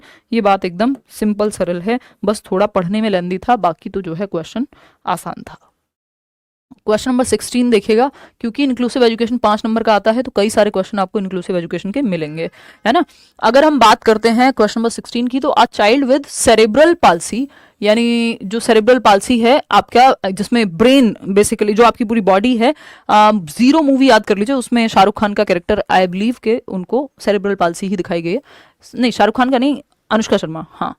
तो अगर हम बात करें सेरेब्रल पाल्सी की, तो आपकी बॉडी ब्रेन में ऑक्सीजन न मिलने की वजह से और बहुत सारी चीजें जन्म के समय पे हेरिडेटरी रीजंस होते हैं जनरली, तो सेरेब्रल पाल्सी हो सकती है। तो अगर हम देखें यहाँ पे cerebral palsy experiences, a child with cerebral palsy experiences physical disabilities that may impact motor coordination and movement control. तो बैठने में, चलने में, फिरने में, मूवमेंट कंट्रोल में, तो इन सब में दिक्कत होगी ही। Depending on the severity, a child with cerebral palsy may struggle with task such as walking, writing और कंट्रोलिंग हैंड मूवमेंट्स।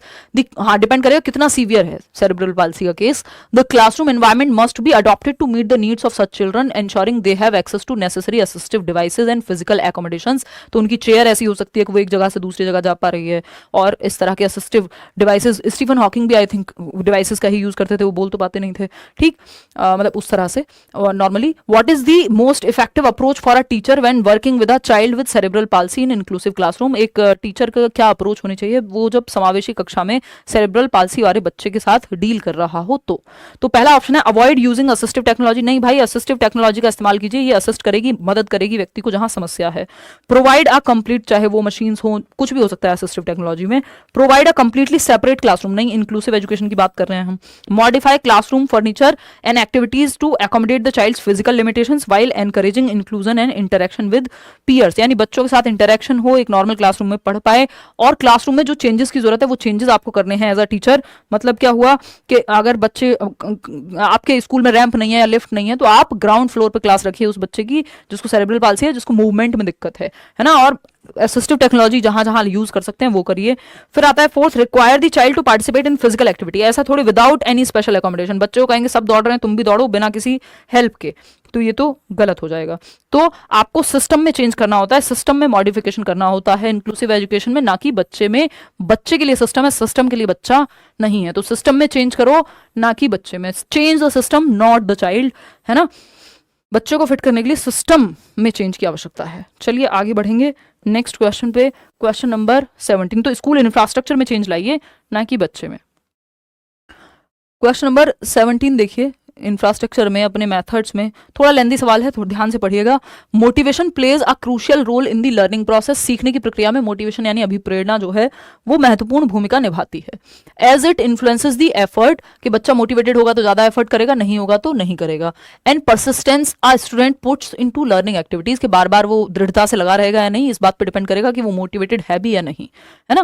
भाई जिस एग्जाम के लिए आप मोटिवेटेड नहीं है उसके लिए आप पढ़ेंगे नहीं, जिस में आप को लगता है कि आप मोटिवेटेड हैं, चाहे एक्सटर्नली चाहे इंटरनली, तो आप काम करेंगे उस चीज के लिए।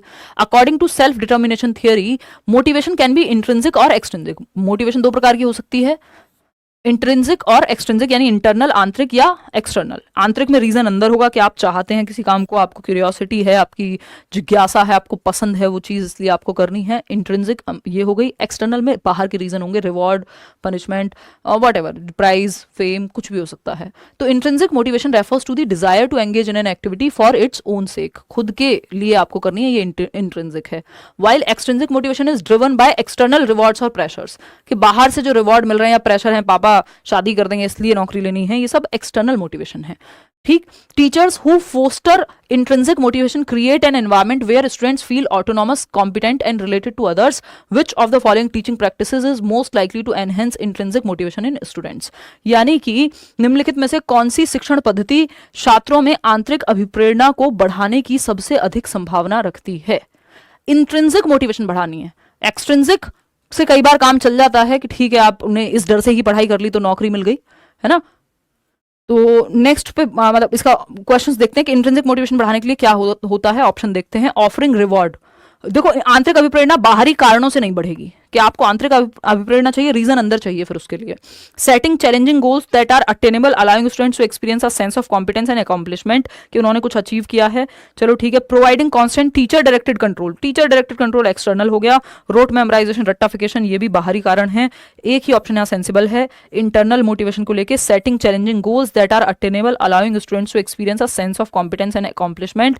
मान लीजिए बच्चे को खेलना पसंद है और आप उसमें ऐसे गोल्स रख रहे हैं जो अचीव कर पाए, वो अगले दिन वो अपने आप से इंटरनली ही मोटिवेटेड होगा। तो रीजन अंदर है, ऐसा लक्ष्य प्रदान करना है, तो सेंस ऑफ अचीवमेंट जो है ये कहीं बाहर नहीं दिखेगा, ये अंदर दिखेगा।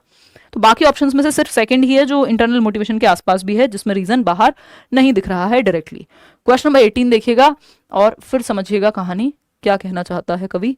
क्वेश्चन नंबर 18 अगेन लेंदी है ये कुछ questions. Continuous and comprehensive evaluation, सतत एवं व्यापक मूल्यांकन, सीबीएसई लेकर के आया 2009 के आसपास, if I am not wrong. तो यानी बच्चे को कॉन्टिन्यूअसली और हर एक पहलू में आप आकलन करते रहें बच्चे का, ठीक। ये क्या है, is an approach to assessment that focuses not only academic performance, paper pencil ही नहीं, वो बाकी उसकी पर्सनैलिटी के आस्पेक्ट पहलुओं को भी आप देख पाएं, जैसे physical, emotional, social and cognitive के डिसिप्लिन में कैसा है, स्पोर्ट्स में कैसा है, उसमें भी ग्रेड दे रहे हैं, सिर्फ पेपर लिखे वाले में नहीं दे रहे हैं। CCE aims to provide a holistic view of a student's abilities and progress using multiple forms of assessment, like formative assessment जो ऑनगोइंग होता है, सबमिटिव जो एंड टर्म पे होगा, हाफ ईयरली, ईयरली, ऑनगोइंग है आपका जो फॉर्मेटिव होते रहते हैं आपके टेस्ट वगैरह। It also promotes the use of diverse tools such as project work, assignments and class discussions to evaluate students. Which of the following strategies aligns most closely with the principles of CCE. Basically हर एक पहलू में आप बच्चे को जांच पाएं इस बात के साथ कौन सा प्रिंसिपल आपका जाएगा। तो सिर्फ फोकस करना फाइनल एग्जाम पे, तो इसमें तो सिर्फ आपका ऐसे आ गया, एफ तो आया ही नहीं। डेली बेसिस पे कॉन्टिन्यूअस भी तो होना चाहिए ना। Using regular quiz, peer assessment and teacher observations to track students' progress throughout the year, encouraging learning and improvement in various areas. पूरे वर्ष आप अलग अलग पहलू को जांच रहे हैं, ये सही है। Ignoring student behaviour and emotional development, ऐसा नहीं है, बच्चे के इमोशंस को नहीं करेंगे आप इग्नोर, और सिर्फ लास्ट में अगर आप असेस कर रहे हैं तो वो भी गलत है, उसमें सिर्फ वो कॉन्टिन्यूअस एंड कॉम्प्रिहेंसिव नहीं कहलाएगा, क्योंकि आपको फॉर्मल और फॉर्मेटिव और सबमेटिव दोनों को देखना है लगातार, भी कॉन्टिन्यूअस भी तो होना चाहिए आकलन, सिर्फ लास्ट में थोड़ी होगा। तो सिर्फ सेकंड ऑप्शन ही यहाँ आसपास है इसके। क्वेश्चन नंबर 19 देखिएगा, ये थोड़ा सा कम लेंदी है, इसको आप फटाफट पढ़ के बताएंगे। The concept of individual differences emphasises that every child has a unique pattern of growth and learning. Teachers should recognise these differences and provide dash to meet the diverse needs of students. यानी व्यक्तिगत विभिन्नता की जो अवधारणा है इस बात पर जोर देती है कि हर बच्चे के विकास और अधिगम का एक अनूठा पैटर्न है, हर एक बच्चा यूनिक है, अपनी कुछ यूनिक क्षमताओं के साथ जो है वो दुनिया में चलता है, ठीक। अब इसके लिए आपको क्या करना है कि टीचर को रिकॉग्नाइज करना है, पहचानना है कि अलग अलग बच्चों में क्या अंतर है, किसमें क्या क्षमता है और उसको कैसे सिखाया जाए। इसके लिए कौन सा मेथड अपनाए, पनिशमेंट दे नहीं, स्टैंडर्डाइज्ड असाइनमेंट नहीं, भाई सबके लिए सेम हो जाएगा स्टैंडर्डाइज्ड, ये होगा यूनिफॉर्म, स्टैंडर्डाइज्ड हो यूनिफॉर्म हो, ये मेथड्स में अच्छे नहीं है, क्योंकि एक ही चीज का इस्तेमाल कर रहे हैं सबके लिए और सबको एक डंडे से नहीं हाँकना है, यानी don't beat everyone with the same stick. Differentiated instruction यहाँ पे सही होगा। विभेदी अनुदेशन, जहां मल्टीपल मेथड्स का इस्तेमाल किया जाएगा, बच्चे की नीड्स को देखते हुए डिफरेंट मेथड्स का इस्तेमाल होगा, इसीलिए डिफरेंशिएटेड इंस्ट्रक्शन कह रहे हैं। बच्चों में भेदभाव नहीं कर रहे, बच्चे की नीड को समझते हुए अलग अलग मेथड का इस्तेमाल करना डिफरेंशिएटेड इंस्ट्रक्शन है। यानी अनुदेशन दे रहे हैं आप बच्चे की, जो बच्चा स्पोर्ट्स में अच्छा कर सकता है उसको उस हिसाब से, है ना, कोई मैथ्स में अच्छा है उसको उस हिसाब से। क्वेश्चन नंबर 20 देखिएगा, emotions are closely linked to the cognitive processes involved in learning. When children are emotionally engaged their cognitive abilities such as memory, attention and decision making are significantly influenced. यानी जो बच्चे emotionally engaged होंगे, यानी वो सामूहिक रूप से भी फीलिंग जो है उनका कनेक्शन फील हो रहा है उन्हें क्लासरूम में, तो वो बाकी एस्पेक्ट्स में भी बेहतर सीखते हैं, ठीक। For instance when a child is anxious, यानी एंग्शियस फील कर रहा है बच्चा, एंग्जाइटी है उसको, मान लीजिए एंग्शियस महसूस कर रहा है या बहुत नर्वस महसूस कर रहा है, तो they may have difficulty concentrating and remembering information. जिस पेपर में आप बहुत ज्यादा डरे हुए हैं, जरूरत से ज्यादा अगर डरे हुए हैं, थोड़ी बहुत एंग्जाइटी ठीक है, एग्जाम एंग्जाइटी जिसको हम कहते हैं, तो वहां पे दिक्कत होगी जो आपको आता है उसको भी याद करने में, ठीक। While feelings of excitement and curiosity, जो व्यक्ति एक्साइटेड है, हाँ यार पेपर है, पेपर देके कहानी खत्म होगी, जो सीखा है देखते हैं क्या आ जाएगा, जो मैंने पढ़ा है वहीं से आएगा, सिलेबस से बाहर थोड़ी चला जाएगा और जितना जाएगा वो सबके लिए जाएगा, इस तरह की अगर क्यूरियोसिटी या जिज्ञासा आपके दिमाग में है तो आप बेहतर परफॉर्म करते हैं, बात तो सही है।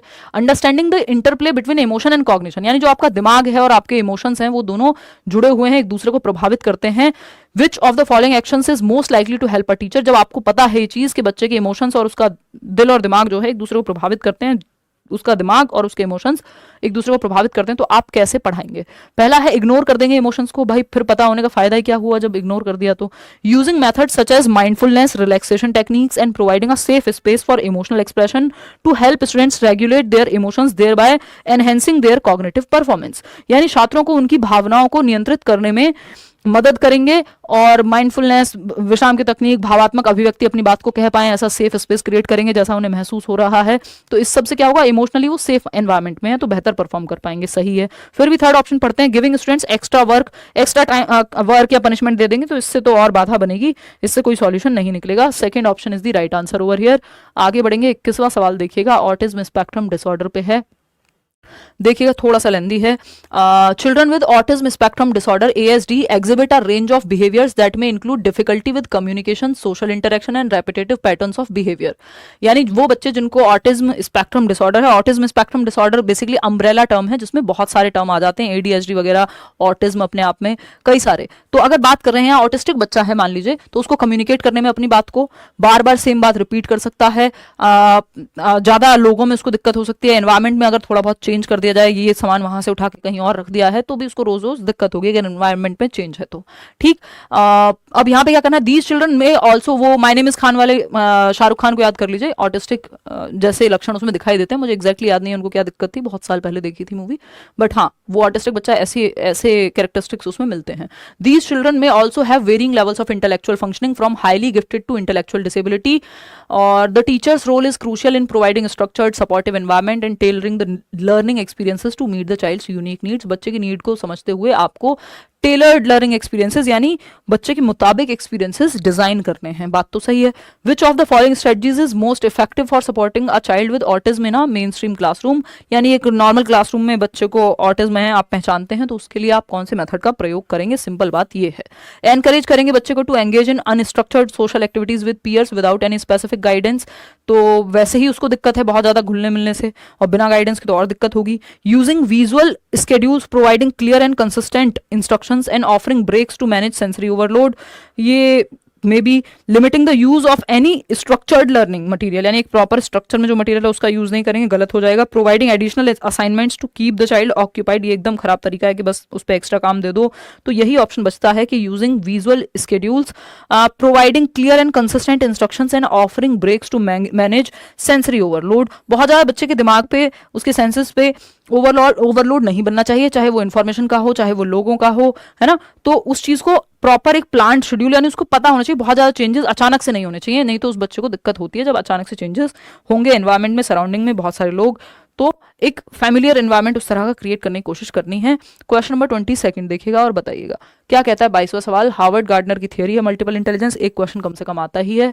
Howard Gardner's theory of multiple intelligences emphasises that individuals have different kinds of intelligences, यानी बुद्धि के कई प्रकार होते हैं, such as linguistic, logical, mathematical, musical and interpersonal. A teacher who applies this theory in the classroom would, यानी आप एक टीचर हैं जो हार्वर्ड गार्डनर की इस बात को सपोर्ट करते हैं कि बुद्धि के कई प्रकार हो सकते हैं, और बुद्धि के कई प्रकार हो सकते हैं इसका मतलब लोगों के सोचने और सीखने के भी कई प्रकार हो सकते हैं, यानी थिंकिंग एंड लर्निंग के भी डिफरेंट टाइप्स हो सकते हैं। अलग अलग बच्चों को, अलग अलग लर्निंग स्टाइल वाले बच्चों को अलग अलग तरीके से सिखाया जा सकता है, और हर एक बच्चे में कुछ अलग डिफरेंट हो सकता है। तो आप क्या करेंगे, सेम तरीका अपनाएंगे। बात हो रही है जब डिफरेंट तरीके से सीख सकते हैं बच्चे तो डिफरेंट मेथड अपनाइए, सेम क्यों करेंगे। डाइवर्स एक्टिविटीज को इनकॉर्पोरेट करिए, story telling, experiment, group discussion, music based learning. हाँ, यहाँ पे डिफरेंट मेथड का इस्तेमाल कर रहे हैं आप। फिर भी बाकी देख लेते हैं। फोकस ओनली ऑन लिंग्विस्टिक, एक तो ये ओनली ऑन जहां लिखा हो ये अपने आप में नेगेटिव हो जाता है 99% केसेस में। सिर्फ भाषा और लॉजिक पे फोकस करेंगे, नहीं भाई 8 प्रकार हैं बुद्धि के, तो सिर्फ भाषा और लॉजिक पे क्यों करेंगे हैं। आज ही बैच में हम ये डिस्कस कर रहे थे। Avoid student centred teaching methods, नहीं भाई स्टूडेंट सेंटर रखो टीचिंग मेथड को, जहां बच्चा सेंटर में हो, टीचर सेंटर क्यों रखना है, ये कह रहे हैं अवॉइड करो। तो सेकंड ऑप्शन ही यहाँ सही बचता है। आगे बढ़ेंगे नेक्स्ट क्वेश्चन पे। क्वेश्चन नंबर है 23, देखिएगा और बताइएगा क्या कहना चाहता है आपका एग्जामिनर। क्वेश्चन नंबर 23 है, which of the following practices aligns with the constructivist approach to teaching and learning. रचनावादी दृष्टिकोण के साथ कौन सा एक ऑप्शन जाता है। रचनावाद का मतलब है यहाँ बच्चा ज्ञान की रचना करता हो, एक्टिव बिल्डर ऑफ नॉलेज है, बच्चा सक्रिय है। जहां ऑप्शन में सबसे ज्यादा सक्रिय है, बच्चा एक्टिव है, वो सही है। रोट मेमोराइजेशन पे फोकस करो तो ये तो रट्टाफिकेशन, रटंत विद्या, चलंत नहीं। सेकंड ऑप्शन है encouraging learners to engage in group discussions to build new knowledge, नए ज्ञान के निर्माण के लिए बच्चे को चर्चा परिचर्चा में इन्वॉल्व करिए, ये बात सही लग रही है। बच्चा यहाँ एक्टिव होगा, सक्रिय होगा। फिर भी बाकी ऑप्शन देखते हैं। Providing learners with the correct answers and expecting them to memorise, रट्टा लगवा दो सही आंसर दे करके, तो इसमें बच्चा एक्टिव नहीं, पैसिव है, निष्क्रिय है। यहाँ पे भी निष्क्रिय है जब वो रट्टा लगा रहा है। Use fixed worksheets for all students without considering individual differences, भाई बच्चे अलग अलग हैं, अलग अलग तरह की वर्कशीट, अलग अलग तरह के मेथड होने चाहिए, सबके लिए सेम नहीं चलेगा। यूनिफॉर्म इंस्ट्रक्शन नहीं चलेगी, स्टैंडर्डाइज्ड इंस्ट्रक्शन नहीं चलेगी, डिफरेंशिएटेड चलेगी, जहां पे बच्चा एक्टिव रह सके। तो ये सेकंड ऑप्शन ही सही है कि जहां बच्चे एक्टिव हैं और डिस्कशन करके सीख रहे हैं। क्वेश्चन नंबर 24 देखिएगा और जवाब दीजिएगा। क्या कहता है 24वां सवाल, देखते हैं। During the annual examination our teacher creates a comprehensive question paper designed to evaluate students overall understanding. एक कॉम्प्रिहेंसिव पेपर है जिसमें सारी ही चीजें यानी समग्रता से पूरे सिलेबस को सारे एस्पेक्ट्स को शामिल किया गया है। Overall understanding of all the topics taught during the year, जो भी साल भर में टॉपिक पढ़ाए गए हैं सबकी ओवरऑल अंडरस्टैंडिंग चेक करेगा ये paper. The scores are then used to rank students and report their academic achievement to parents. Which type of assessment does this best represent. तो एक है आपकी SA सबमिटिव योगात्मक मूल्यांकन, दूसरा है FA जिसको हम रचनात्मक मूल्यांकन बोलते हैं। एक तो ये एंड ऑफ द ईयर हो रहा है, ड्यूरिंग द ईयर जो भी सीखा है उसका आकलन, फिर जो स्कोर्स हैं उनके बेसिस पे रैंक भी किया जा रहा है ना, और रिपोर्ट करना है पेरेंट्स को। तो ये एक तरह से एनुअल एग्जाम्स हो गए। जो SA का पार्ट है, असेसमेंट ऑफ लर्निंग कहते हैं, एंड ऑफ इंस्ट्रक्शन में आता है ये। तो असेसमेंट फॉर लर्निंग ड्यूरिंग होता तो फॉर लर्निंग हो जाता, ये तो हट गया। असेसमेंट एज लर्निंग तो बच्चा खुद को ही आकलन करता है, पेरेंट्स का यहाँ कोई रोल नहीं आता बाद में। None of the above because of the assessment is summative in nature, नहीं जब बात तो वही हो गई। असेसमेंट ऑफ लर्निंग है ये, because the focus is on evaluating and reporting the students achievement, बच्चे ने कितना अचीव किया, जो लर्निंग गोल्स रखे गए थे वो किस हद तक अचीव हुए, इस आधार पे आप रिपोर्ट बना रहे हैं। तो ये सेकंड ऑप्शन है सबमिटिव, ईयरली हाफ ईयरली इसी तरह के एग्जाम्स होते हैं। आगे बढ़ेंगे, क्वेश्चन नंबर 25 देखिएगा और बताइएगा कि क्या जवाब होना चाहिए। पढ़ लीजिए एक बार सवाल, इतने में पानी पी लेती हूँ। जल ग्रहण कीजिए।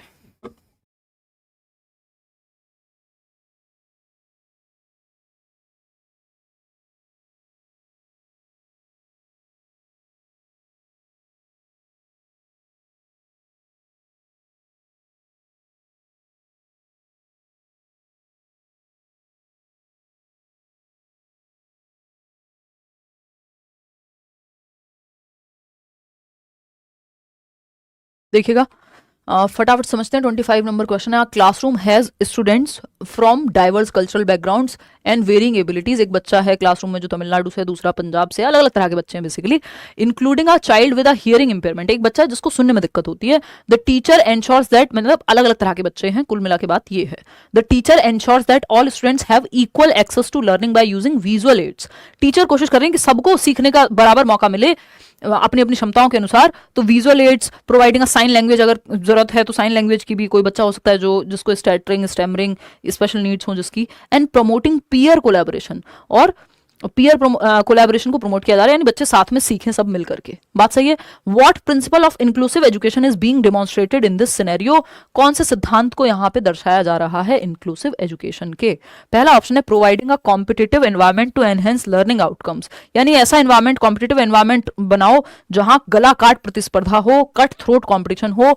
ये बच्चे को भी नहीं कराना है आपको और एज अ टीचर भी नहीं करना है, पूर्ण रूप से मूर्खता है। सेकंड है focusing on the needs of students with disabilities only, सिर्फ डिसेबिलिटी वाले बच्चे पे फोकस करेंगे तो आपको हर बच्चे को इंक्लूड करना है।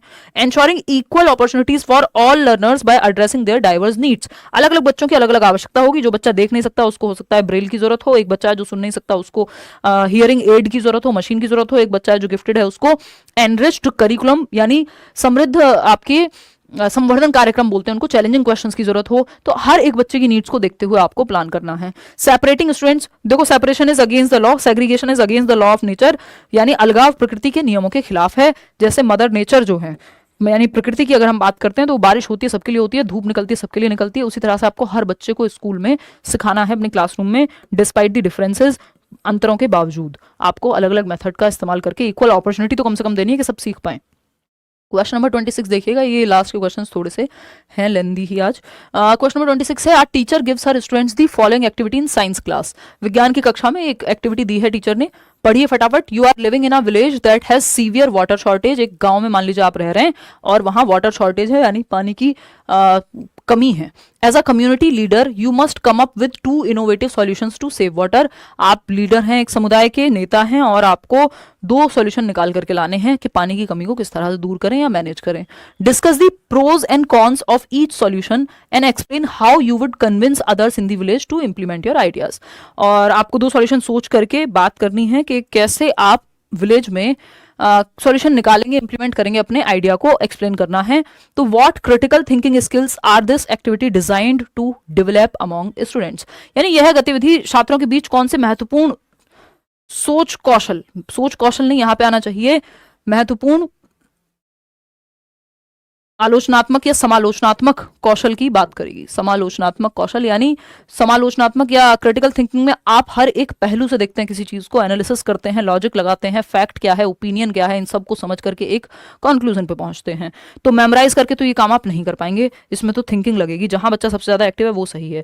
Ability to analyse problems, evaluate alternatives and justify decision, कि आप कोई डिसीजन क्यों ले रहे हैं, उसके सारे पहलू का आपने विश्लेषण किया होगा, विकल्प देखे होंगे कि क्या किया जा सकता है ना।